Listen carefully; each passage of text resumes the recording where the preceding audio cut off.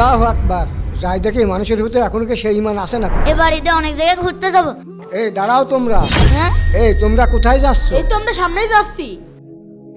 হ্যাঁ, শোনো, আমার এক হাতে টাকা আর এক হাতে টুপি আছে। দেখো তোমরা কে কোনটা নেবে। যে টুপি নেবে সে সারা জীবন নামাজ পড়তে পারবে, আর যে টাকা নেবে সে সারা জীবন বসে খাইতে পারবে। আমি তো এই টাকাটাই নেব। আমি তো এই টুপিই নিব।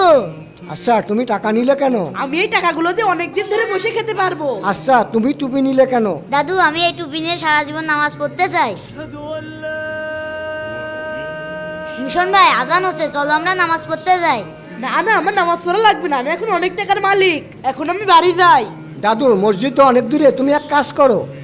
হ্যাঁ, এই নাও যাই নামাজ, তুমি এখানেই নামাজ পড়ে নাও। আচ্ছা ঠিক আছে।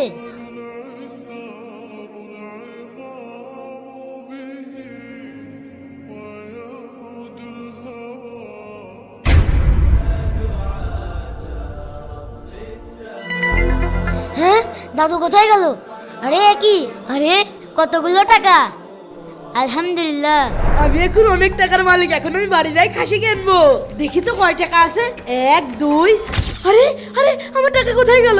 আরে ওরে আল্লাহ, আমার টাকা গো। বন্ধুরা, ভিডিওটি ভালো লাগলে অবশ্যই লাইক করবে। এই ভিডিওতে 10,000 লাইক চাই।